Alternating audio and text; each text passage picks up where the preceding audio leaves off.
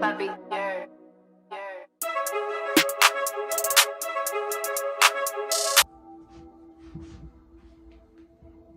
What is up, you guys? It is 11 Laveau here, and y'all already motherfucking know. Bitch, first of all, y'all, I'm not gonna lie to y'all, I really had no fucking motivation to. I had no motherfucking motivation to film, okay? I'm sorry, y'all. I've been going through a little creative drought, and I've been dealing with a lot of personal stuff too, so I've just like kind of been from the YouTube scene a little bit, but we're gonna be getting into some things, okay? Hold on, I just want to show you the house. Cute, cute. Are we ready to get a 10? Hold on. Anyways, so we're gonna be talking about already. Okay, so we are gonna be talking about love and spirituality, as you can already tell by the title. So let's just go ahead and dive into that. Okay, so now we're gonna start. Okay. Spirituality is a tool for self development, and it is a love in its expression of that development. Through love, we experience intimacy with others, and through spirituality, we experience the same intimacy within ourselves.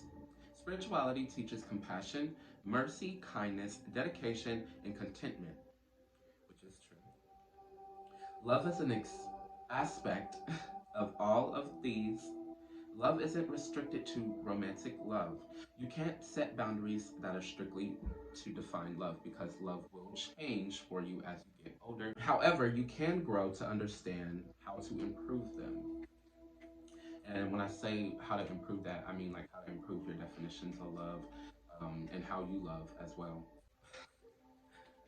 Spiritual love and romantic love is the next topic that we're about to get into. We're going to be explaining the differences between the two so that way you guys know what those are. The deepest connection between love and spirituality has to do with spiritual love. This is when we can't explain why we feel how we do, but we do. Romantic love doesn't always last. Sometimes people fall out of love with each other, which we all know that happens because we all go through it ourselves. When you're in a spiritual love connection, it's built on many layers. Romantic love can stem from various things. A superficial attraction can lead to love as powerful as a strong chemistry can. But these aren't indicators for a strong, lasting relationship. So it can really go 50-50 with romantic love. Yeah, but spiritual love is really built on many aspects, and we're about to get into we're about to get into some of those little aspects. But spiritual love is really built on different many aspects, because you have, your past life, and you have your past life love going on that comes back when you get reincarnated. Then you have all this other shit, that lays into that, like, oh, well, if your ancestors enjoy this person and your ancestors think that this person is right for you, regardless if you guys have some type of past life tie or not, um, that's something that could weigh into that as well. So, spiritual love does definitely have many layers played into it rather than romantic love. Now we are going to be talking about the three main types of love that are in spirituality, in spiritual love as well. Okay, so you have your karmic, soulmates, and your true love. So those are, I'm gonna repeat it again, your karmic, soulmates, and your true love. Those are three different types of the main ones that we resonate with the loves that we will experience in this lifetime. All right, so many kinds of spiritual love in terms of specific romantic relationships. For the most part, it's three kinds of love, like I said. Now we're starting with your karmic relationships. These are relationships that entered your life to enable you to grow. Often, karmic relationships are unhealthy and show us aspects of ourselves that we need to change. Some people believe that karmic relationships are necessary, needed before you meet your true love, which I do feel like that's true because you don't want to meet, run into your true love and then you have all these aspects of yourself you still need to heal and fix. And you could have done that with this other person, that you probably dubbed or ignored solely just because of whatever reason you had to. Or you just missed out on the opportunity to learn those lessons with them because you gave up so fast.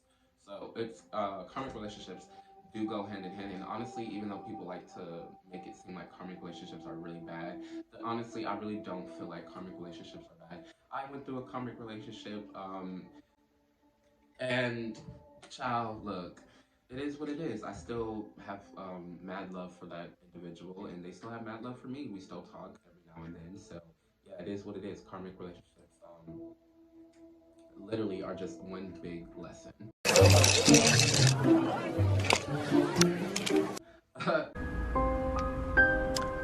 The nigga was too stunned to speak. The next one we're going to talk about is your soulmates, which everybody likes to throw that word around frequently, but we're going to get into the aspects of what those are. Okay.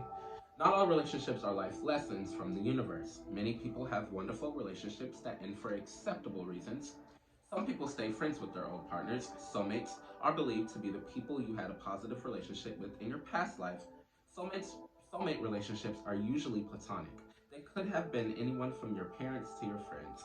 So now, even though it says they're usually platonic, that doesn't always mean that they are. Sometimes, and just because it said also, just because I said also that it could go from your parents and to your friends, doesn't also necessarily mean that that's the only boundaries that it stays around.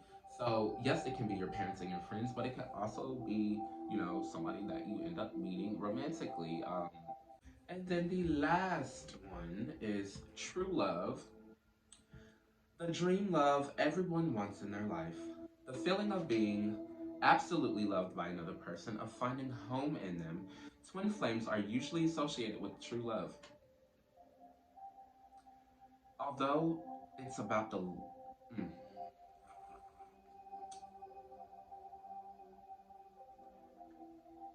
Twin flames are usually associated with true love.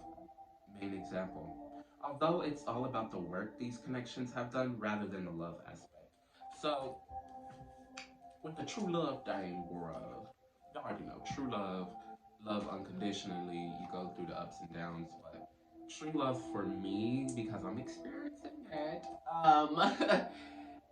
is really taking the good with the bad, like really stopping yourself from making those repeated mistakes you've made in the past with relationships.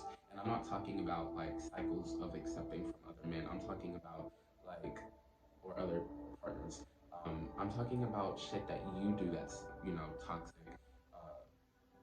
and making sure that you're not doing that in this connection, and making sure that you're pushing both sides to be their best selves, and really again just loving that individual authentically and fully, whether that means and unconditionally, whether that means good or bad, taking their good and bad and not trying to force them to be this idea that you have in your head either.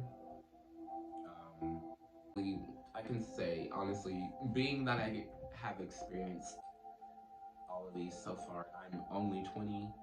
Um, I can genuinely say that true love is definitely the best one I've had so far. Obviously, John and I'm probably true love for every dad, but yeah, that's like the best one I've had recently.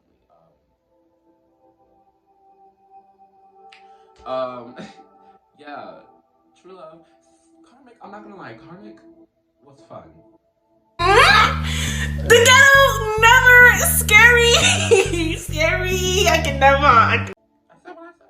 Karmic was fun. I said what I said. I don't give a fuck. Karmic was fun. I don't care. Sue me. No, but okay. But that's all I wanted to say. I really don't have nothing else to say. I just want to come here and be cute. Yeah. Okay. So I'm getting off of here. This was really amazing, and I really love that you guys like fuck with me, Johnny. I fuck with you. I fuck with you for real. I really do. But yeah, I'm gonna go now. Thank you guys so much for tuning in, and I will see you guys. I don't want to say next week. I'll see you guys soon. It's gonna be soon. I promise. It's not gonna. I'm not gonna make you guys wait that long. I swear to God. It's probably gonna be before February ends.